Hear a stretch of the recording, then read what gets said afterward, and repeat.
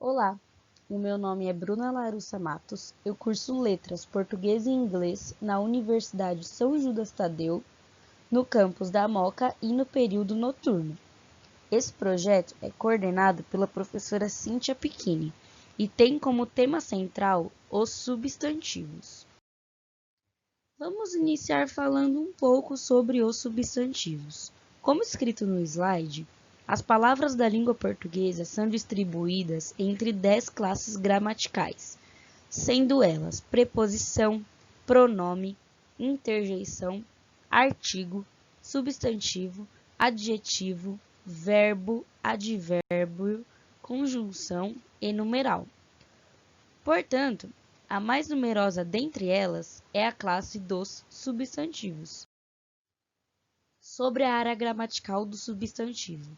Os substantivos fazem parte da morfologia, que é uma área responsável pelo estudo da formação, estruturação, flexão e classificação de todas as palavras da língua portuguesa.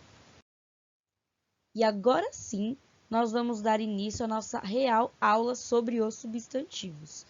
Iniciando pela pergunta mais feita em relação a isso. O que são os substantivos?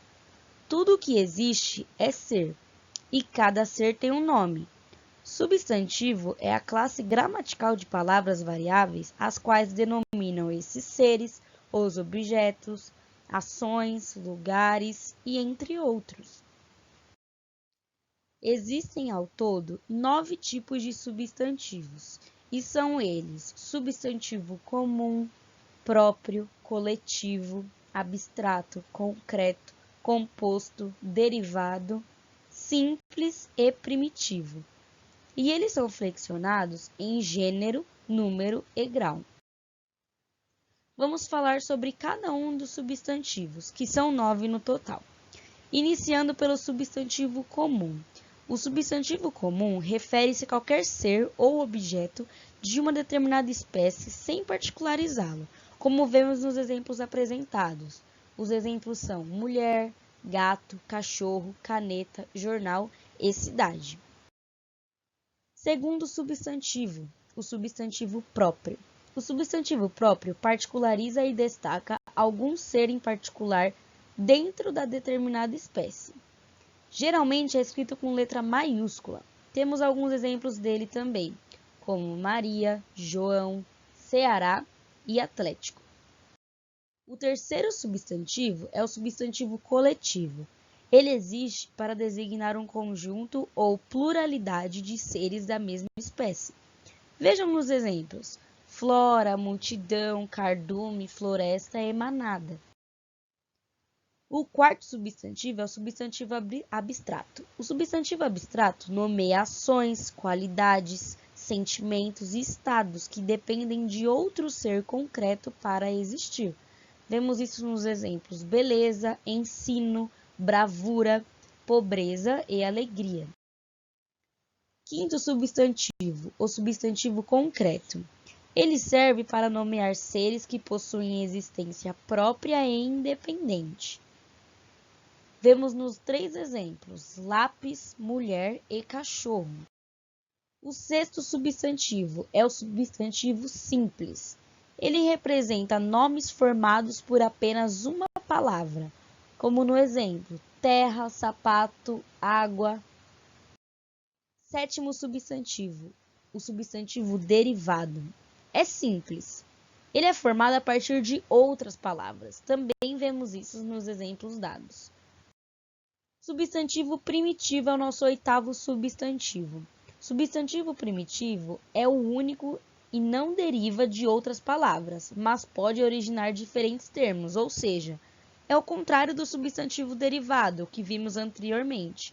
Vemos nos exemplos livro, noite, água e pedra. O substantivo composto é o nosso nono e último tipo de substantivo. Ele é formado por mais de um elemento, por meio da composição de palavras. Vemos nos exemplos couve-flor, guarda-roupa e louva-a-Deus. Agora iremos falar sobre flexão do substantivo.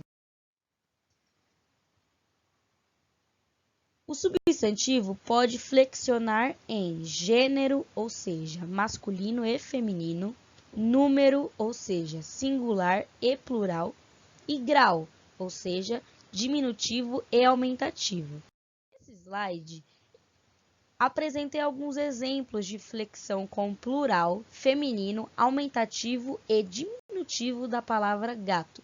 Então, no plural, a palavra gato ficou gatos, no feminino ficou gata, no aumentativo, gatarrão, e no diminutivo ficou gatinho. E agora vamos falar sobre a flexão do substantivo. Criei uma tabela para facilitar e vou explicá-la agora. No lado intitulado masculino na tabela, representa que são considerados masculinos os substantivos que geralmente seguem os artigos o, os, e uns. E no lado intitulado feminino na tabela, representa que são considerados femininos, costumam ser precedidos dos artigos a, as, uma e umas. Agora vamos falar sobre a flexão de número. A flexão de número se diz respeito da flexão substantiva de número, que é a no singular ou no plural. Vamos falar rapidamente sobre a flexão de número. Bom, o plural de colega é colega, certo? Mas a mesma regra não pode ser dita para aquelas palavras que terminam com a letra AU, EL, OL e U. Nessas, devemos trocar a letra L por IS. Vemos isso nos exemplos apresentados, como papel, que virou papéis, jornal, que virou jornais, barril, que virou barris.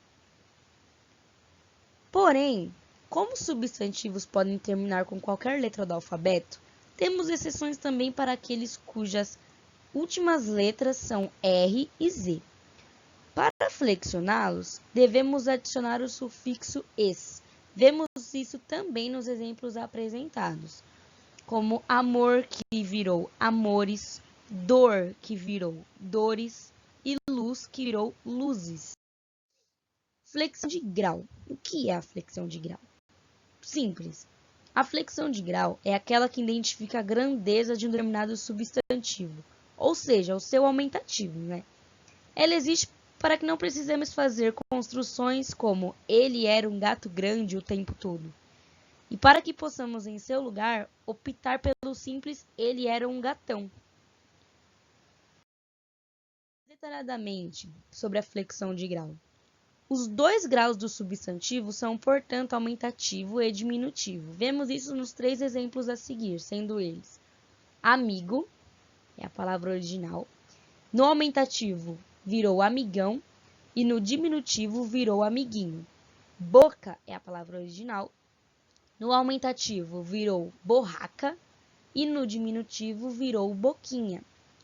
Povo, que é a palavra original, virou no aumentativo povaréu e virou no diminutivo poviléu. Na questão número letra A, minha aliança de casamento é de ouro. Substantivo concreto, certo? Que serve para nomear seres que possuem existência própria e independente. Então, está correto. E a B seria o substantivo abstrato, cuja frase é: o crescimento econômico depende de uma nova aliança comercial. Sendo que o substantivo abstrato é o que nomeia ações, qualidades, etc., que dependem de outro ser concreto para existir. Então, uma aliança comercial depende de outro ser concreto para existir, certo? E minha aliança de casamento é de ouro, é um ser que possui existência própria e independente. Então, está correto. Ou seja, Tietê e pesca são, respectivamente, substantivo próprio e substantivo abstrato. Corretíssimo. Agora, vamos voltar à nossa disciplinar, aula sobre o substantivo, sobre o que ele compõe. Função sintática do substantivo. A função sintática de cada substantivo representa o papel que aquela palavra desempenha dentro de uma oração. Levando em consideração todas as outras palavras que o acompanham naquele contexto, diferente da morfologia, que estuda os substantivos sozinho. Nesse slide, vamos ver alguns exemplos da função sintática do substantivo. Temos os exemplos em sujeito, predicativo, objeto, complemento nominal, vocativo, adjunto, aposto e agente da passiva. Então, vamos ler um por um. O exemplo no sujeito seria: José foi embora. Cigarros causam câncer. Predicativo: ela é um anjo, sendo destacada a palavra anjo. E o primeiro colocado foi João, sendo destacada então a palavra João, o nome João. Objeto: preciso de um livro novo. Destaque na palavra livro. E procurei algumas flores lá fora. Destaque na palavra flores também. Complemento nominal: a leitura do livro é necessária para a prova. Vocativo: pai, vamos embora. Adjunto: o rosto de Maria é muito bonito. Comprei arroz no supermercado, sendo destacadas as palavras Maria e arroz. Aposto: Fernanda Silva, a vítima, palavra em destaque é na palavra vítima, morreu na hora. Agente da passiva: fui assaltado por aquele homem. Conclusão: depois de toda essa enorme aula com alguns exercícios, falamos sobre os 9 tipos de substantivo.